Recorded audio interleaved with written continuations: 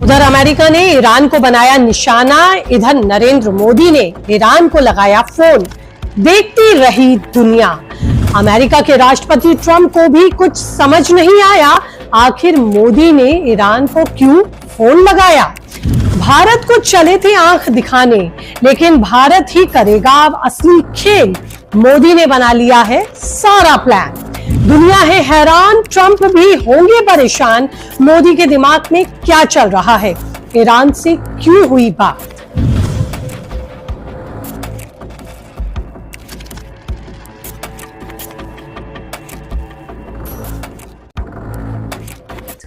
नमस्ते दोस्तों। तो अब दुनिया में जो कुछ भी हो रहा है उसको समझने के लिए जियोपॉलिटिक्स में बहुत सारे एंगल होते हैं कि ऐसा क्यों हुआ, ये क्यों किया गया, इन चीजों का क्या मतलब है। आज ईरान और इजराइल की इस संघर्ष में ट्रंप की एंट्री और मोदी की भूमिका कैसे अचानक महत्वपूर्ण हो गई, ये भी समझने वाली बात है। ईरान की 20 साल की मेहनत और उसके परमाणु कार्यक्रम पर अब मिट्टी पड़ गई है। अमेरिका ने ईरान के परमाणु ठिकानों को निशाना बनाया और दावा किया कि तीनों परमाणु ठिकाने पूरी तरह तबाह हो गए। इधर अमेरिका ने ईरान पर अपना मिडनाइट हैमर चलाया, तो फिर प्रधानमंत्री नरेंद्र मोदी ने अपना कूटनीतिक मास्टर स्ट्रोक लगाया, यानी कि ईरान को फोन लगाया। ईरान में अपना टारगेट पूरा करने के बाद अमेरिका के राष्ट्रपति डोनाल्ड ट्रंप अब शांति की बात कर रहे हैं, कह रहे हैं now is the time for piece. लेकिन सवाल यह है कि अमेरिका के इस कदम के बाद तनाव बढ़ेगा या फिर शांति, और ट्रंप की रणनीति के बाद मोदी की कूटनीति क्यों महत्वपूर्ण मानी जा रही है। इस समय दुनिया के बनते बिगड़ते समीकरणों में मोदी का इजराइल की बजाय ईरान को फोन करना क्यों इतना चर्चा में है, क्यों, ये समझने वाला सवाल है। और सबसे बड़ी बात, ईरान के सुप्रीम लीडर खामनेई ने ऐसा क्या कहा जिससे लगता है कि मोदी का प्लान कामयाब हो गया। सब कुछ समझाऊंगी आपको आज इस रिपोर्ट में तथ्यों के साथ। बने रहिए अंत तक मेरे साथ। तो दोस्तों, 22 जून 2025 को अमेरिका ने ईरान के 3 बड़े परमाणु ठिकानों फोर्दो, नातांज और इस्फहान को निशाना बनाया। एनबीसी न्यूज के मुताबिक 125 से ज्यादा अमेरिकी जेट्स ने इसमें हिस्सा लिया। फोर्दो पर B-2 बॉम्बर से टारगेट को उसने खत्म किया। दावा किया गया कि जमीन से 100 फीट नीचे के बंकर्स को खत्म किया, और तो और इस्फहान पर टॉम हॉक मिसाइलों से निशाना बनाया गया। ट्रंप ने दावा किया कि ईरान का परमाणु प्रोग्राम अब खत्म हो गया है, लेकिन उसी दिन प्रधानमंत्री मोदी ने ईरान के राष्ट्रपति मसूद को फोन किया। 45 मिनट तक दोनों नेताओं के बीच बातचीत हुई, जिसके बाद चारों तरफ चर्चा ये तेज हो गई कि आखिरकार इजराइल की बजाय ईरान को फोन प्रधानमंत्री ने क्यों किया, और अगर फोन भी किया तो क्या बातचीत हुई। दुनिया को पता है कि इजराइल भारत का पक्का दोस्त है, और यही सोच लोगों के जहन में सवाल बन गई कि आखिरकार इजराइल की बजाय ईरान को फोन। तो यहाँ हम सब कुछ समझते हैं कैसे। देखिए, ईरान के फोर्दो प्लांट को बनाने में 20 साल और खरबों डॉलर लगे हैं।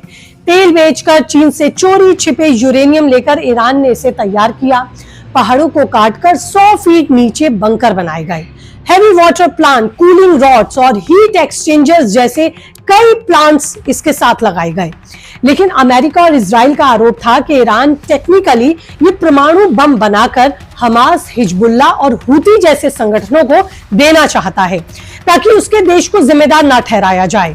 ईरान पर पहले भी इन संगठनों को अलग अलग हथियार देने और इन्हें बढ़ावा और पालने पोसने के आरोप लगते रहे हैं। रॉयटर्स के मुताबिक ईरान की IRGC ने ही 7 अक्टूबर 2023 के हमास हमले की प्लानिंग की थी।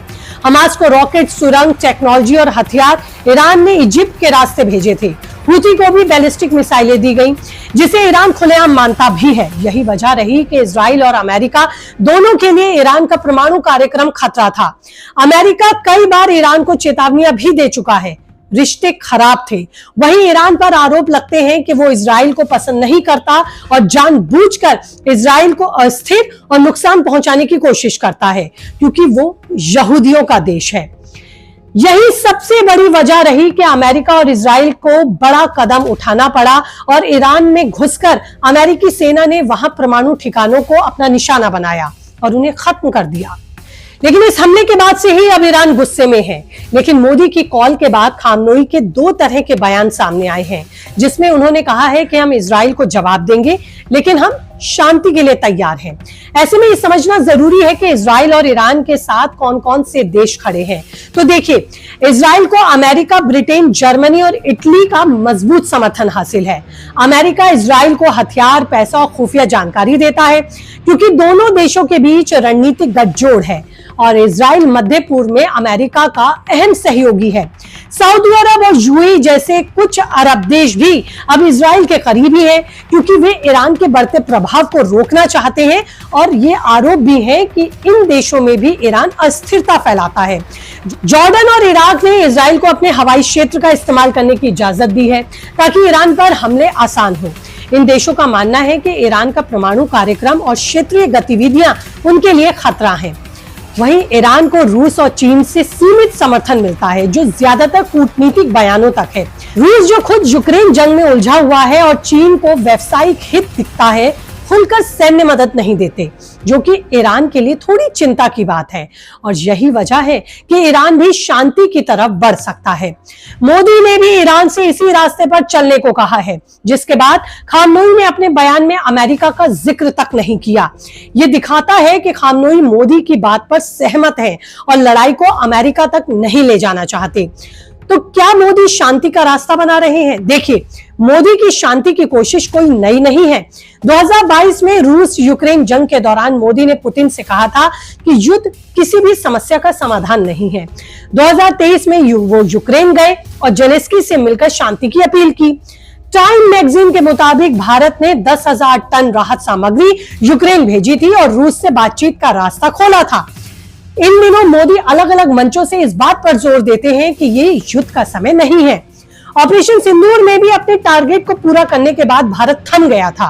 पाकिस्तान के नहीं मानने पर फिर भारत ने पाकिस्तान को जवाबी कार्रवाई के जरिए सबक सिखाया था और पाक के सीज फायर के अनुरोध पर हमने उसे स्वीकार कर लिया था। अब ईरान इजराइल तनाव में भी मोदी मध्यस्थता कर शांति की बात कर रहे हैं। ये बात अमेरिका को चुप जरूर रही होगी, क्योंकि ट्रंप ने भारत के बीच बोलकर शांति दूत बनने की जो कोशिश की थी, तो वो अब थोड़ी सी साइड होती दिखाई दे रही है। 18 जून को उन्होंने पाकिस्तान के आर्मी चीफ असीम मुनीर को व्हाइट हाउस में लंच पर बुलाया था और दावा किया था कि मैंने पाकिस्तान की जंग रुकवाई। लेकिन विदेश सचिव विक्रम मिस्री ने एक बार फिर साफ कर दिया कि ऑपरेशन सिंदूर में सीजफायर पाकिस्तान की रिक्वेस्ट पर हुआ था, ना कि अमेरिका की मध्यस्थता से। मोदी ने 35 मिनट की कॉल में ट्रंप को भी फिर बता दिया था कि भारत किसी के इशारे पर चलने वाला देश नहीं है और किसी की मध्यस्थता भारत पाकिस्तान के बीच स्वीकार नहीं है। ट्रंप हर मौके पर खुद को शांति दूत की तरह रखना चाहते हैं, वो भी तब जब उन्होंने ईरान में अपनी सेना घुसा दी। लेकिन ईरान नरेंद्र मोदी की बात मानकर अमेरिका के साथ तनाव बढ़ाता हुआ अब नहीं दिख रहा। ईरान ने अपने ताजा बयान में कहीं भी ट्रंप और अमेरिका का जिक्र नहीं किया, लेकिन इजराइल पर हमला जारी रखने की बात जरूर कही, क्योंकि ट्रंप हर मौके पर ये तमगा अपने लिए ही देखने की मंशा रखते हैं। देखिए, मोदी का ये कदम भारत की ताकत को दिखाता है। भारत की अर्थव्यवस्था $5 ट्रिलियन की तरफ बढ़ रही है और रक्षा बजट $81 बिलियन है। भारत को ईरान की जरूरत है, तेल की जरूरत है, ईरान को भारत की जरूरत है, व्यापार और बाजार की जरूरत है। दोनों देशों के लिए दोनों ही देश अहम हैं और इसीलिए ईरान मोदी की बात को मान सकते हैं। जितना नुकसान उसको होना था हो चुका, लेकिन अब जो लड़ाई है अगर वो आगे ना बढ़े तो अच्छा है। लेकिन खामनोई ने कहा है कि इजराइल को सजा मिलकर रहेगी। अब देखना है कि आगे क्या होता है। लेकिन क्या लगता है, क्या मोदी दोनों देशों को समझाकर लड़ाई को खत्म करा सकते हैं? क्या दोनों देशों के बीच शांति अब एक बार फिर स्थापित हो सकती है? और जियोपॉलिटिक्स में इसी पहल के साथ नरेंद्र मोदी देश और अपने खुद के वजूद की एक नई और मजबूत कहानी गढ़ने की तरफ आगे बढ़ रहे हैं।